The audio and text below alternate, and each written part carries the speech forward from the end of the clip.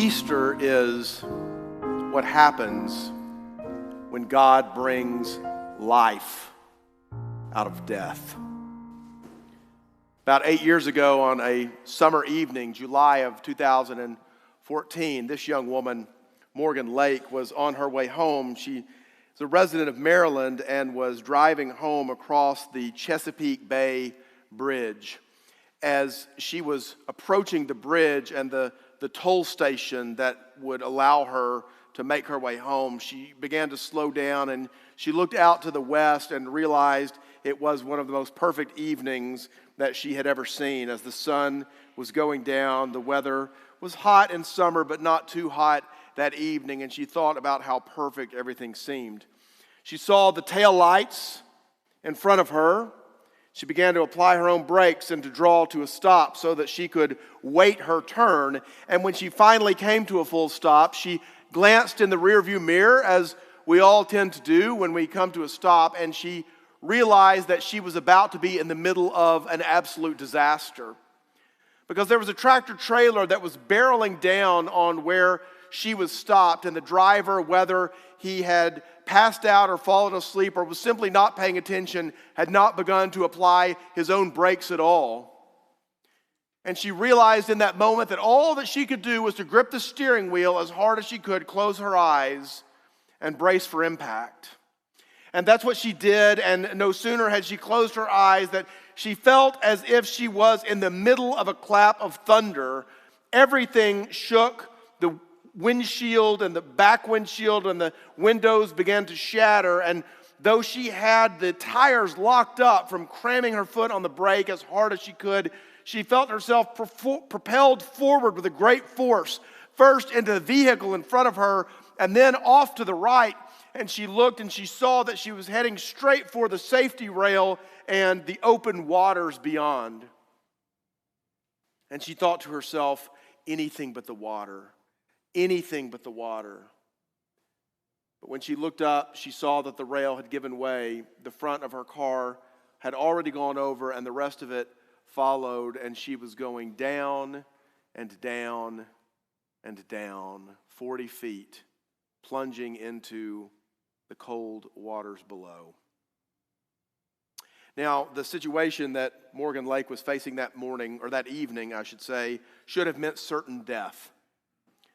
We know that when we go to the Gospels that we find accounts of the disciples when they were out on the waters facing situations that were not so very different.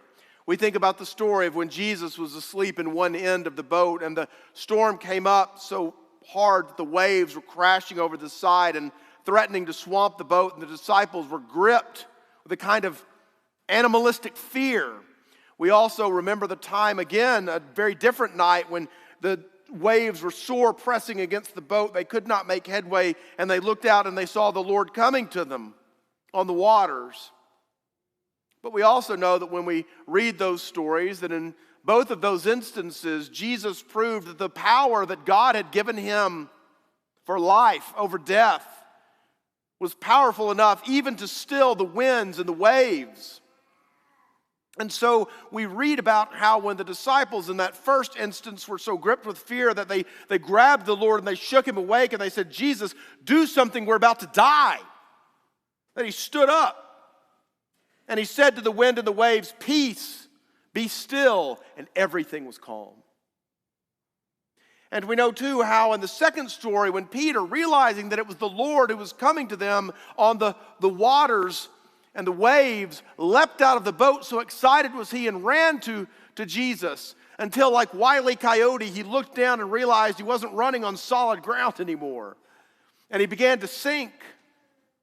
Nevertheless, Jesus reached down with his strong arm and gripped Peter and raised him up, saving him from the depths.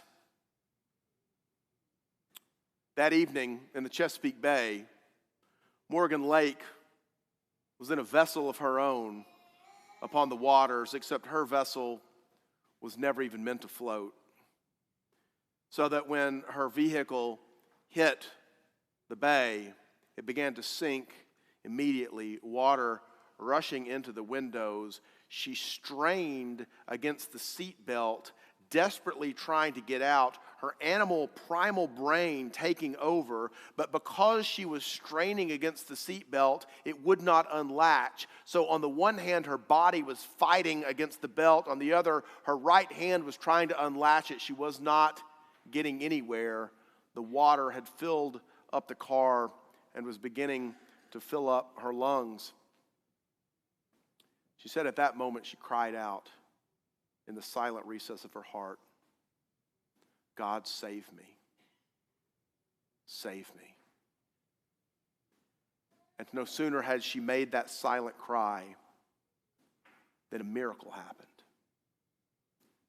There was a force that took her and propelled her back against the seat. It was not the water.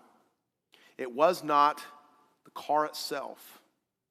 It was a force that came from outside all of that, from outside of space and time. The way that she later put it was, she said, "I felt God touch my shoulder and push me back against my car into my seat to relax me." On the one hand, she felt the strong shove against her chest, but on the other, she said she felt her body go completely limp, which allowed, of course, the seatbelt to release, and her hand, which was frantically pressing the button over and over again, finally released the latch.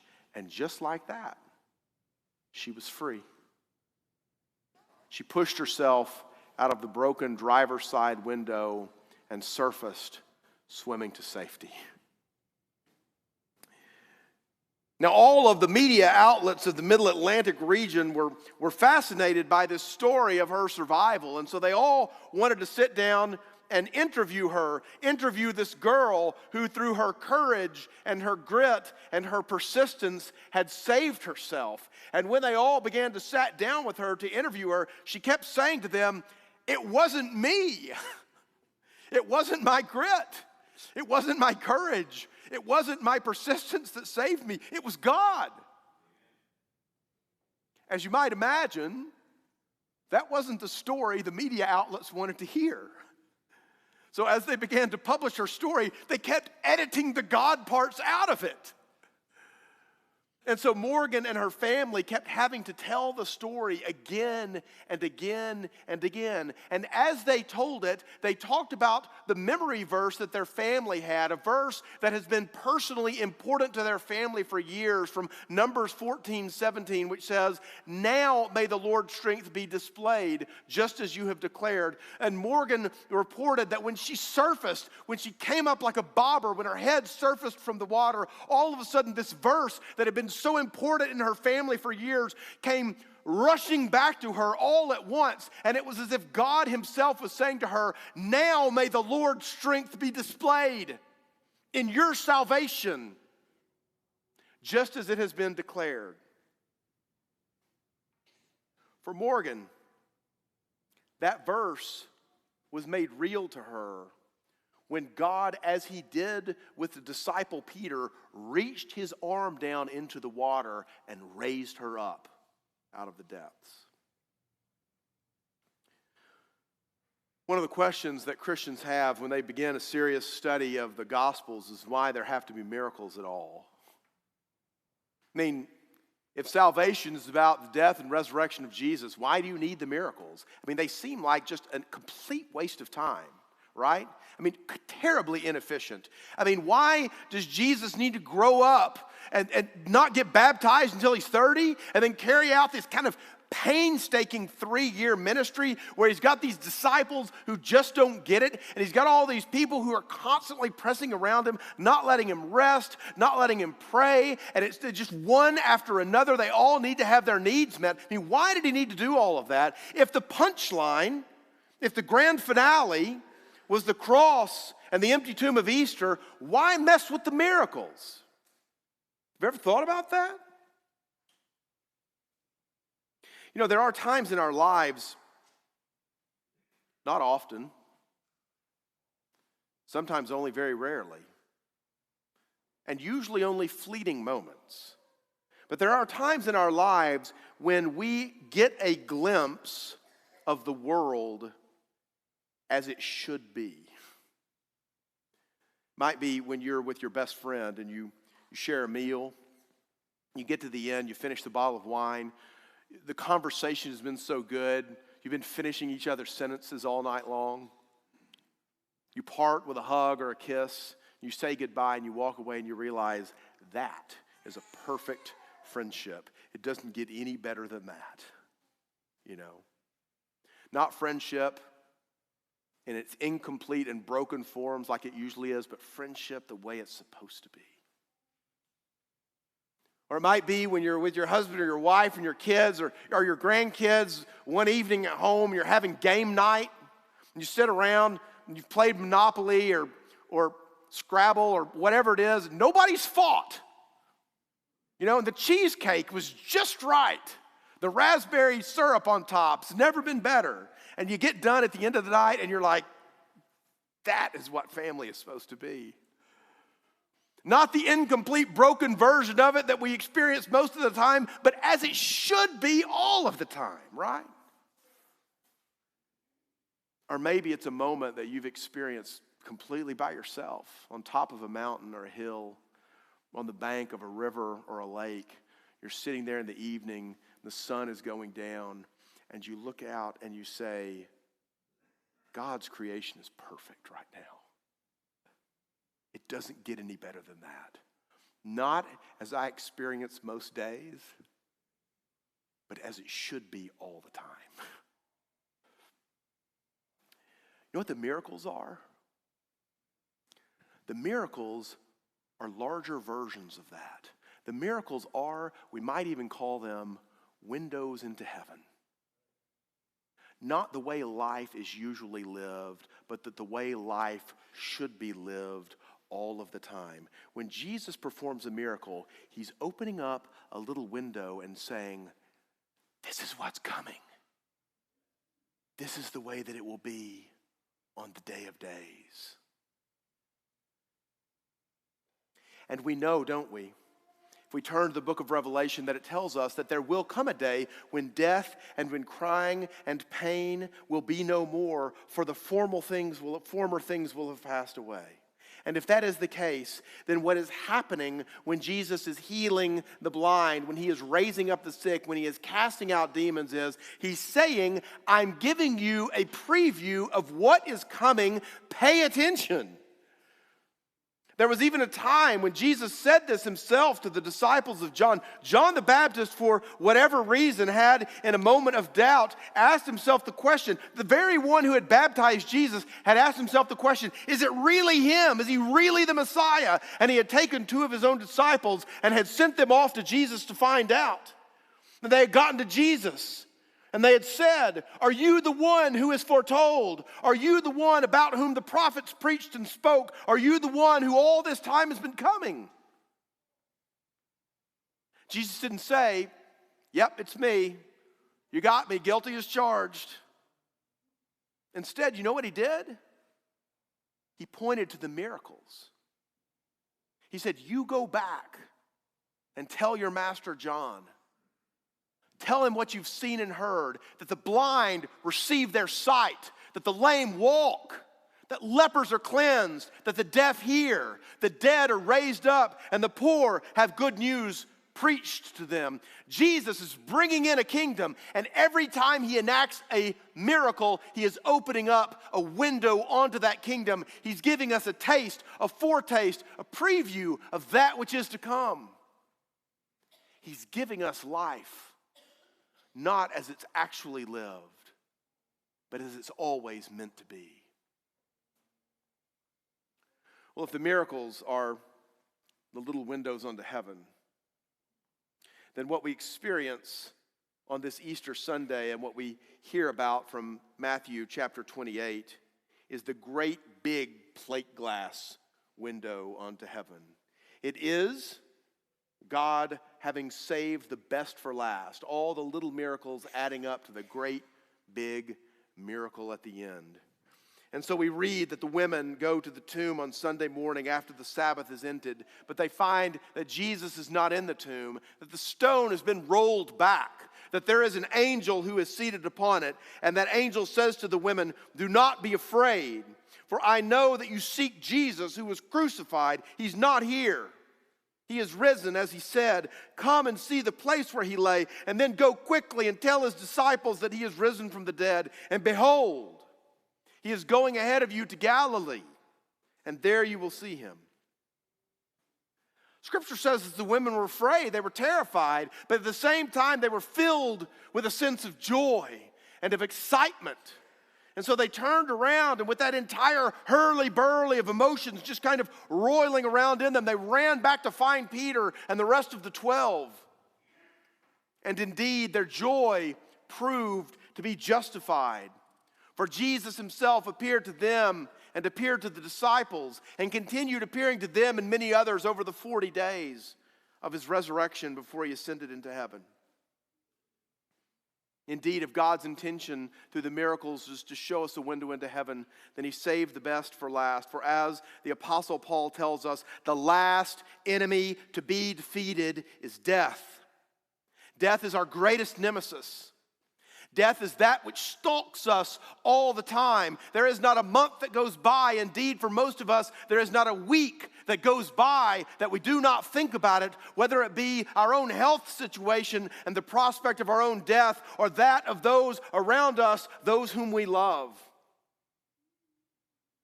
By overcoming death in Jesus, God was showing us that his power for life through Jesus is greater than any power of death that can ever come against us in our own lives. The great church father Augustine, before his conversion to the Christian faith, spent a lot of time and a lot of energy, a lot of his years trying to be a good person. He tried to be a good and a moral person, but he was trying to do it without Christ. And so what he found is that he kept coming up against these things in his life that he could not overcome, obstacles and challenges, roadblocks in his way, and he had no ability how to get around them. And the worst of all of them is when he was confronted by death. He tells the story from the perspective looking back of many years, when he was a young man, learning to be a teacher, still studying, and he had a friend, and it was the best friend that he ever had. But his friend fell ill suddenly, harshly, and Augustine stayed by his bedside trying to help nurse him back to health, but nothing that he did made any difference. And his friend died. And he talks about how he was thrown into the blackest despair, into the deepest grief. He did not know Christ, and so he didn't realize that in the midst of that miry bog, he could have looked up and seen a light. He could have looked up and seen a lifeline. He could have looked up, as Peter did, and seen the strong right arm of Christ reaching down for him. Augustine knew none of that. None of it. And so he was beset by a despair from which he knew not how to emerge. Years later, he tells it, and as you read the words on the page, the depth of feeling leaps off of them. And he says, "What I did not know then was the power of Christ for life that is greater than any despair, that is greater than any depression, that is greater than any death that could ever claim me or my friend." And then he tells the story of Jesus, talking about how it was through his life and through his death and through his resurrection, there is a power that can be ours. The way that Augustine puts it is, he says, "He who for us is life itself descended here and endured our death and slew it by the abundance of his life. In a voice of thunder, he called us to return to him, to that secret place from whence he came. First, he came into the virgin's womb, where the human creation was married to him, so that mortal flesh might not be forever mortal. Coming forth from thence as a bridegroom from his marriage bed, he bounded like a giant to run his course on the earth. He did not delay, but ran, crying aloud by his words, his deeds, his death, his life, his descent, his ascent, calling us all the while to return to him. And he has gone from our sight that we might now return to our hearts and find him there. He went away, and behold, here he is, everywhere. To him my soul doth make confession, and he is healing it, because it was against him and him alone that it sinned. You know, there's a great part of our piety throughout the year that does not take into account the whole of the story. We focus a lot on the saving death of Christ, don't we? We focus a lot on the atoning death of Christ. How many of you have been into churches? How many churches have you been in where a cross was featured prominently somewhere in the place of worship? A cross on the altar, a processional cross, a cross that is suspended by the ceiling that's so heavy I don't even want to guess, right? How many churches have you been in? The answer is all of them, right? They all have that somewhere. Now, how many of you have been in churches that have the empty tomb featured just as prominently? How many of you have been in a church where every Sunday on the altar there's an empty tomb? There's a giant empty tomb suspended from the ceiling, right? The answer is none of you. Churches don't have those. Why? You know, I have the honor, the blessing of teaching along with Pastor Jen, Pastor Danny, and our children's ministers. We are on a rotation. We teach preschool and daycare chapel here in the church. And every 2 or 3 weeks, I come up in the rotation. And so I always got to look at where we are in the Christian year. So this week, it's my turn. So I gathered my shepherd's crook, my little sheep pillow, and my empty tomb picture, and went in to do battle, right? It's the toughest work I have all week long. But it's great work. It's good work. And I went in there and I started out and I said to the kids on Tuesday and then on Wednesday twice, these 3 classes that we teach, and I said to each one of these classes, I said, why do we celebrate Easter? And with the exception of one little girl, all the kids in all those classes shouted out, because Jesus died for us on the cross. And if I was still teaching in the seminary and they were my students, I'd give them partial credit. The truth of the matter is, we're not gathered here this morning to celebrate Jesus dying on the cross at all. We're here this morning because through his resurrection, he overcame his death on the cross. And salvation, it requires both. The great Reformed theologian John Calvin talks about this. He talks about how if it was just the cross, if Jesus just died for us, that wouldn't save us. We had to die for our sins to defeat the power of death, but he had to be raised to new life to give us righteousness and life eternal.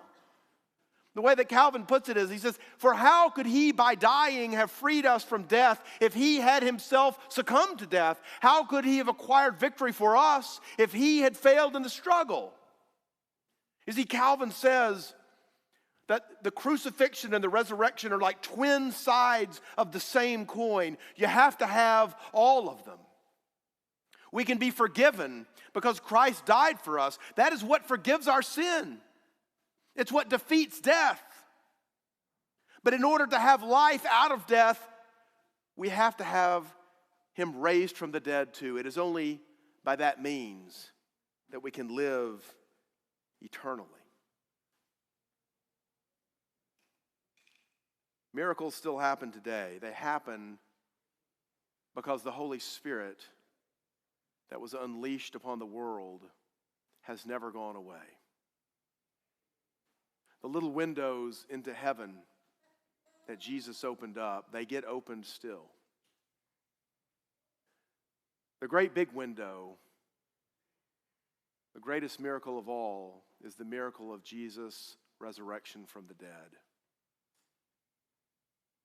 Ask yourself this morning, where are you facing death in your life? Where has death stalked you? Where is there darkness and pain and fear? Into those places right now, Christ is speaking a word of life. Into those places right now, Christ is speaking a word of victory. And when you go forth from this place this morning, go knowing that no matter where that place is, Christ's light is shining upon it, and he will bring life out of death. Go knowing, too, that this life that he gives you is not a life for you alone. It is a life and a light that is meant to be taken into the world. And in this dark and troubled world in which we live, there is nothing that is needed more than believers in Jesus Christ who are willing to go forth and to carry that light to those who need it most. Do it today. In the name of the Father, and of the Son, and of the Holy Spirit. Amen.